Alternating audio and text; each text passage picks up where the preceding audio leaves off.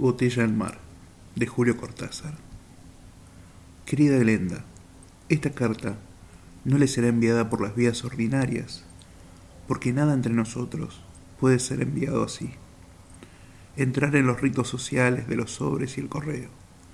Será más bien como si la pusiera en una botella y la dejara caer a las aguas de la bahía de San Francisco, en cuyo borde se alza la casa desde donde la escribo.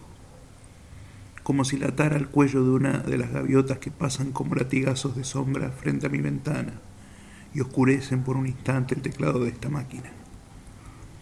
Pero una carta, de todos modos dirigida a usted, a Glenda Jackson, en alguna parte del mundo que probablemente seguirá siendo Londres. Como muchas cartas, como muchos relatos, también hay mensajes que son botellas al mar y entran en esos lentos, prodigiosos sechens que Shakespeare cinceló en La Tempestad y que amigos inconsolables inscribían tanto tiempo después en la lápida bajo la cual duerme el corazón de Percy Bysshe Shelley en el cementerio de Cayo Sextio en Roma. Es así, pienso, que se operan las comunicaciones profundas, lentas botellas cerrando en lentos mares, tal como lentamente se abrirá camino esta carta que la busca usted con su verdadero nombre, no ya la Glenda Garson, que también era usted, pero que el pudor y el cariño cambiaron sin cambiarla, exactamente como usted cambia sin cambiar de una película a otra. Le escribo a esa mujer que respira bajo tantas máscaras, incluso la que yo le inventé para no ofenderla, y le escribo porque también usted sea comunicadora conmigo debajo de mis máscaras de escritor.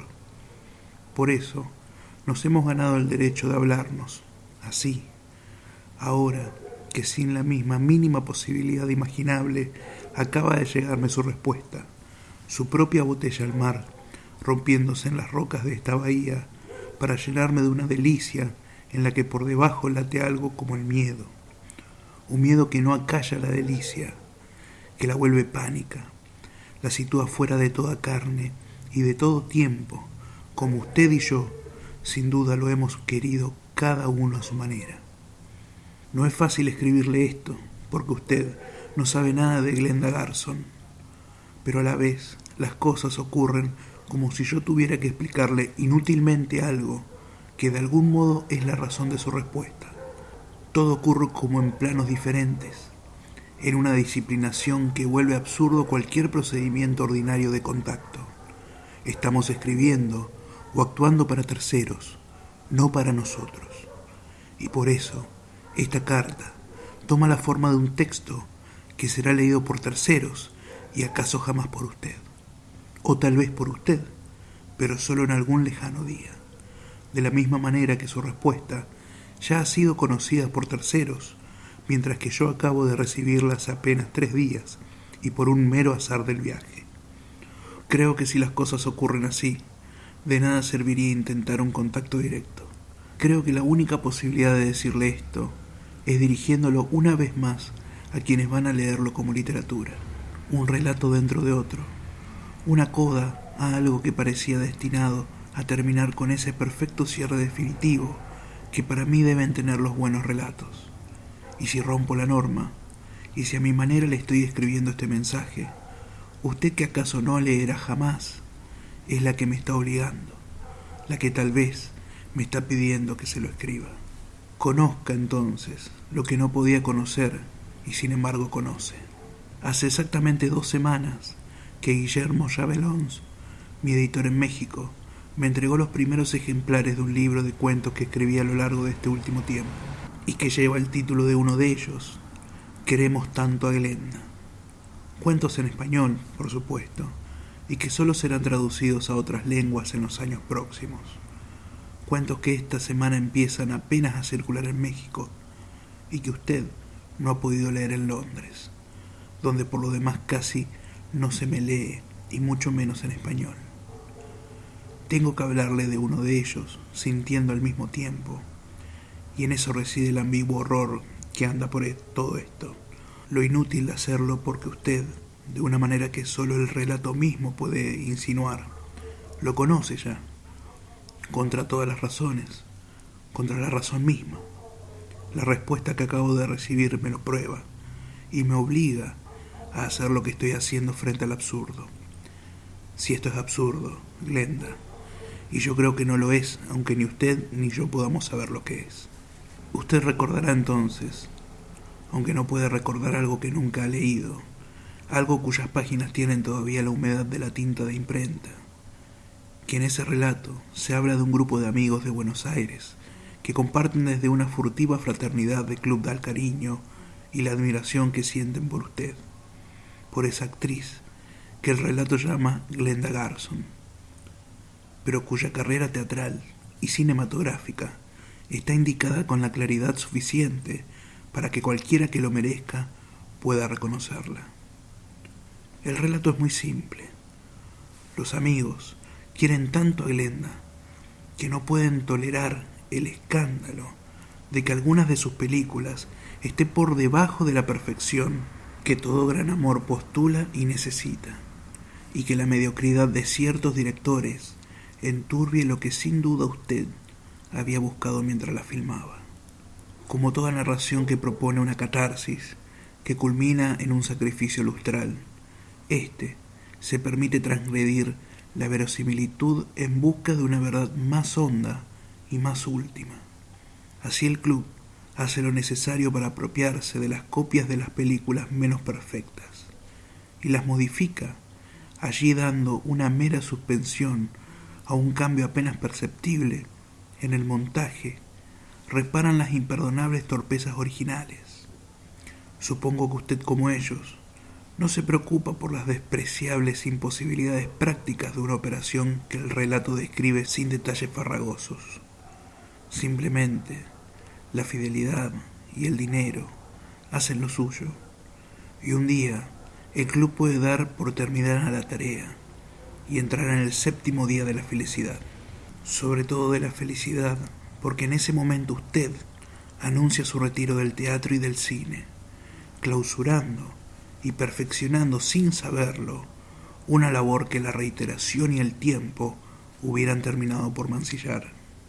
Sin saberlo. Yo soy el autor del cuento, Glenda, pero ahora ya no puedo afirmar lo que me parecía tan claro al escribirlo. Ahora me ha llegado su respuesta, y algo que nada tiene que ver con la razón me obliga a reconocer que el retiro de Glenda Garson tenía algo de extraño, casi de forzado. Hacía el término justo de la tarea del ignoto y lejano club. Pero sigo contándole el cuento, aunque ahora su final me parezca horrible, puesto que tengo que contárselo a usted, y es imposible no hacerlo, puesto que está en el cuento, puesto que todos lo están sabiendo en México desde hace 10 días, y sobre todo porque usted también lo sabe. Simplemente, un año más tarde, Glenda Garson decide retornar al cine, y los amigos del club leen la noticia con la abrumadora certidumbre de que ya no les será posible repetir un proceso que sienten clausurado, definitivo. Solo les queda una manera de defender la perfección, el ápice de la dicha tan duramente alcanzado. Glenda Garson no alcanzará a filmar la película anunciada. El club hará lo necesario y para siempre. Todo esto usted lo ve. Es un cuento dentro de un libro, con algunos ribetes de fantástico o de insólito, y coincide con la atmósfera de los otros relatos de ese volumen que mi editor me entregó la víspera de mi partida de México. Que el libro lleve ese título se debe simplemente a que ninguno de los otros cuentos tenía para mí esa resonancia un poco nostálgica y enamorada, que su nombre y su imagen despiertan en mi vida desde que una tarde, en el Aldwych Theatre de Londres, la vi fustigar con el sedoso látigo de sus cabellos el torso desnudo del Marqués de Sade. Imposible saber cuándo elegí ese título para el libro, que de alguna manera estaba separando el relato del resto y poniendo toda su carga en la cubierta, tal como ahora en su última película que acabo de ver hace 3 días aquí en San Francisco. Alguien ha elegido un título, Hodgepodge. Alguien que sabe que esa palabra se traduce por rayuela en español. Las botellas han llegado a destino, Glenda, pero el mar en el que derivaron no es el mar de los navíos y de los albatros. Todo se dio en un segundo. Pensé irónicamente que había venido a San Francisco para hacer un cursillo con estudiantes de Berkeley y que íbamos a divertirnos ante la coincidencia del título de esa película y el de la novela que sería uno de los temas de trabajo. Entonces, Glenda, vi la fotografía de la protagonista y por primera vez fue el miedo. Haber llegado de México trayendo un libro que se anuncia con su nombre y encontrar su nombre en una película que se anuncia con un título de uno de mis libros valía ya como una bonita jugada del azar que tantas veces me ha hecho jugadas así. Pero eso no era todo. Eso no era nada más hasta que la botella se hizo pedazos en la oscuridad de la sala y conocí la respuesta. Digo respuesta porque no puedo ni quiero creer que sea una venganza. No es una venganza, sino un llamado al margen de todo lo admisible, una invitación a un viaje que solo puede cumplirse en territorio fuera de todo territorio. La película, desde ya puedo decir que es despreciable. Se basa en una novela de espionaje que nada tiene que ver con usted o conmigo, Glenda. Y precisamente por eso sentí que detrás de esa trama más bien estúpida y cómodamente vulgar se agazapaba otra cosa. Impensablemente, otra cosa, puesto que usted no podía tener nada que ver, nada que decirme, y a la vez sí, porque ahora usted era Glenda Jackson, y se había aceptado filmar una película con ese título. Yo no podía dejar de sentir que lo había hecho desde Glenda Garson, desde los umbrales de esa historia en la que yo ya había llamado así, y que la película no tuviera nada que ver con eso, que fuera una comedia de espionaje apenas divertida, me forzaba a pensar en lo obvio, en esas cifras o escrituras secretas que en una página de cualquier periódico o libro previamente convenidos remiten a las palabras que transmitirán el mensaje para quien conozca la clave. Y era así, Glenda, era exactamente así. ¿Necesito probárselo cuando la autora del mensaje está más allá de toda prueba? Si lo digo, es para los terceros, que van a leer mi relato y ver su película. Para lectores y espectadores que serán los ingenuos puentes de nuestros mensajes. Un cuento que acaba de editarse, una película que acaba de salir. Y ahora, esta carta, que casi indeciblemente los contiene y los clausura. Abreviaré un resumen que poco nos interesa. En la película, usted ama a un espía que se ha puesto a escribir un libro llamado Hodgepodge, a fin de denunciar los sucios tráficos de la CIA, del FBI y del KGB, amables oficinas para las que ha trabajado y que ahora se esfuerzan por eliminarlo. Con una lealtad que se alimenta de ternura, usted lo ayudará a fraguar el accidente que ha de darlo por muerto frente a sus enemigos. La paz y la seguridad los esperan luego en algún rincón del mundo. Su amigo publica Hodgepodge, que aunque no es mi novela, deberá llamarse obligadamente Rayuela cuando algún día el editor de bestsellers la publique en español.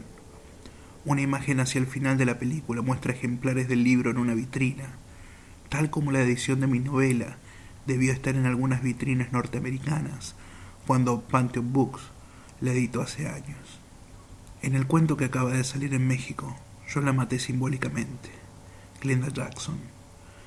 Y en esta película, usted colabora en la eliminación igualmente simbólica del autor de Hodgepodge. Usted, como siempre, es joven y bella en la película, y su amigo es viejo y escritor como yo. Con mis compañeros del club, entendí que solo en la desaparición de Glenda Garson se fijaría para siempre la perfección de nuestro amor. Usted supo también que su amor exigía la desaparición para cumplirse el salvo. Ahora, al término de esto, que he escrito con el vago horror de algo igualmente vago, sé de sobra que en su mensaje no hay venganza, sino una incalculablemente hermosa simetría, que el personaje de mi relato Acaba de reunirse con el personaje de su película, porque usted lo ha querido así, porque solo ese doble simulacro de muerte por amor podía acercarlos. Allí, en ese territorio fuera de toda brújula, usted y yo estamos mirándonos. Mientras yo aquí termino esta carta y usted está en algún lado, pienso que en Londres se maquilla para entrar en escena o estudia el papel para su próxima película. Berkeley, California, 29 de septiembre de 1980. Botella al mar, de Julio Cortázar.